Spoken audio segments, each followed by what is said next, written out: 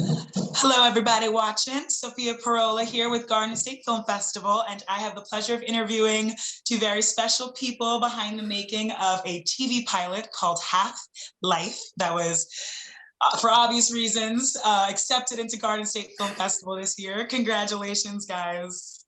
Thank you. Oh, it's so great to have you here. I'm so excited to interview you guys today because I got to watch it and it was just so cool. A lot of great people in it. We can see the poster behind you, Patty. So I would love for you guys just to introduce yourselves and your title in this show. Sure. I'm Patty Carey, and I am the writer, creator, and executive producer of Half-Life. Hi, I'm Nick Minas, and I directed the first 2 episodes of Half-Life.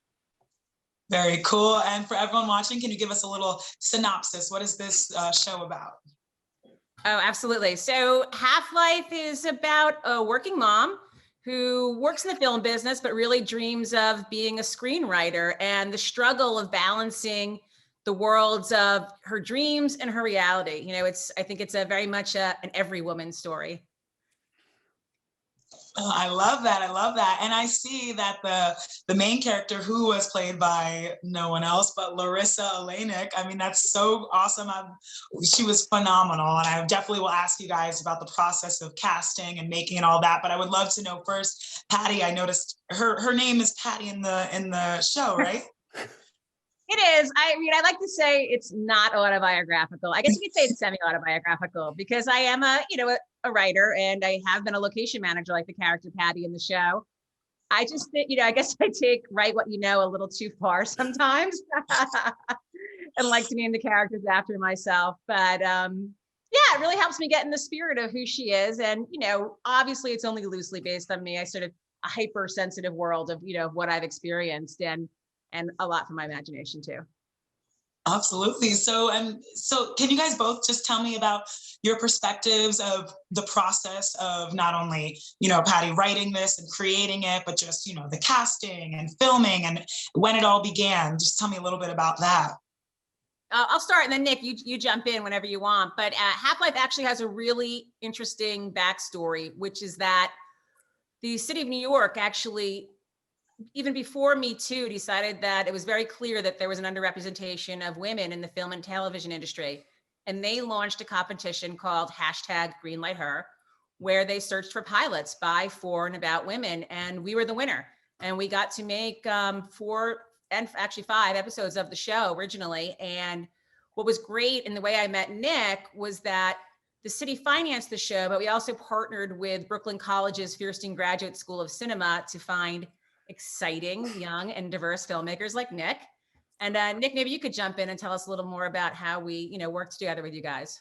Yeah, absolutely. I mean, so I came on board. I met Patty through sort of an interview process, and have a huge interest in television comedy. And I was immediately really excited because I think that's a thing Patty and I share. And Patty has, just a huge knowledge of like what is currently on television, the sort of history of comedic cinema, and that was really fun to work with. And what was really great about this process for me was that Patty really knew what she wanted. Patty definitely, I think, Patty, you have your hand in all of it, which is really, as a director coming in, can be a little intimidating, but at the same time, you trusted me and you trusted us to sort of take your vision and turn that into, say, okay, I think this is how we can accomplish that the best. And you were really open to that. And that's what made this such a collaborative and incredible process.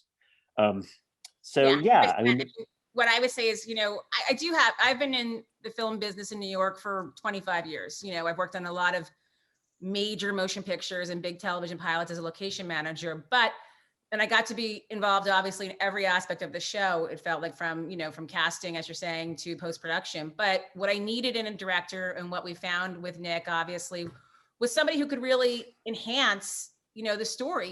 It's nothing about filmmaking as a solo project. It's completely collaborative.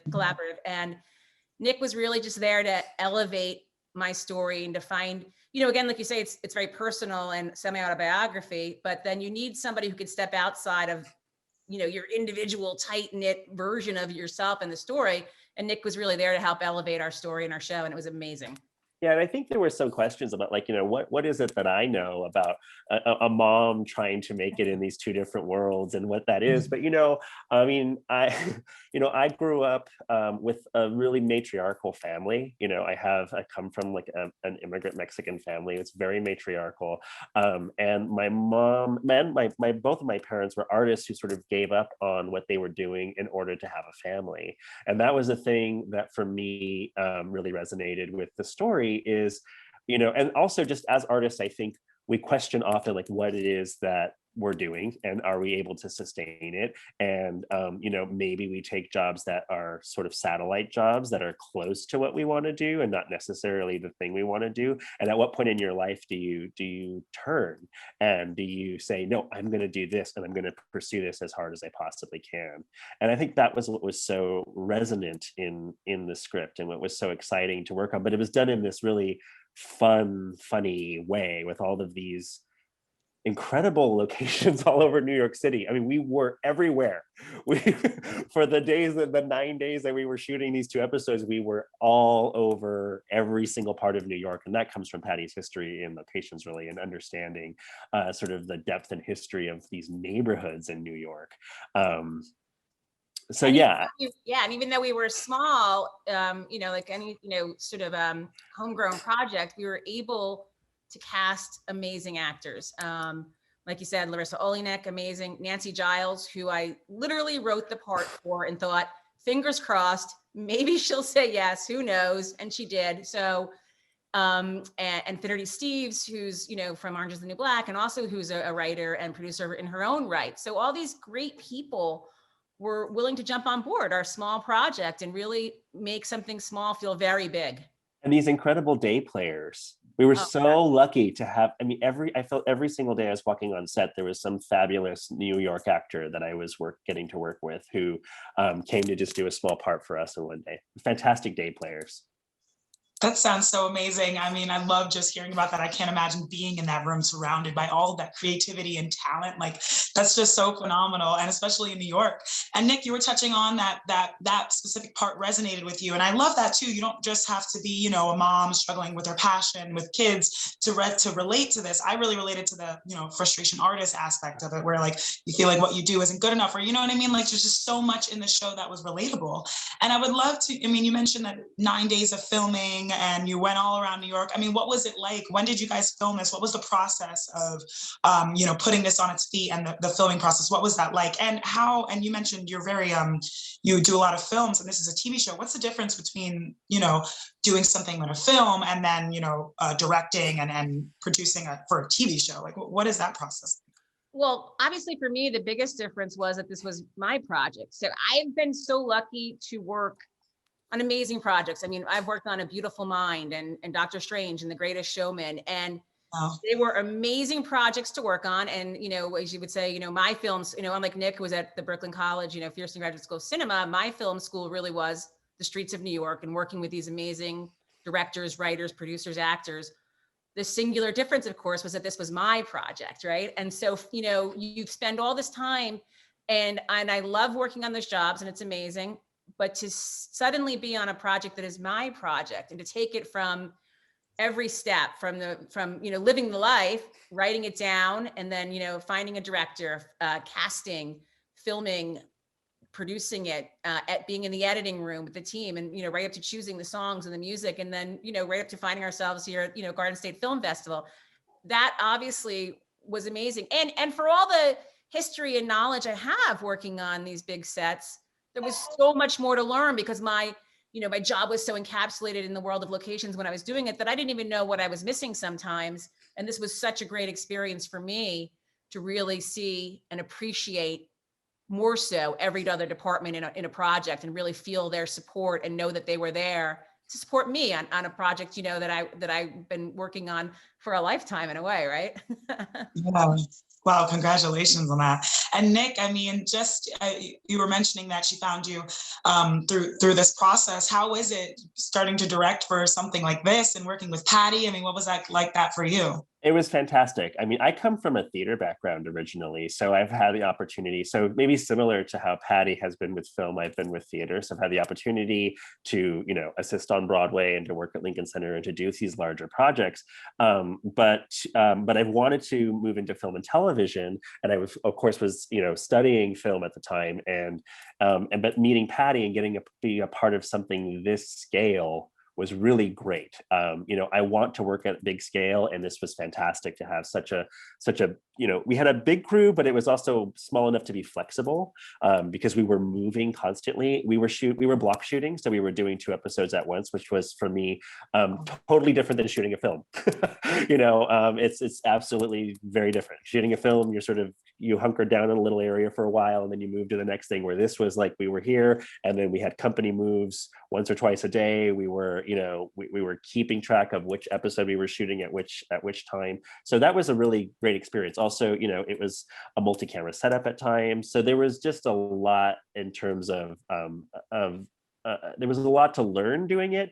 And it was just a really great thing to be a part of. And to have Patty be such a strong leader for it really helped, because when we were on set, Patty gave me the freedom to direct, but also was there to say, like, and what if she does it like this, and what if we do it, so that was also a big part of it. I was too hands-on at times, but I have to admit, but it was okay because I think we get each other, and so there was a way you could give me a little look, and I would say like, yeah.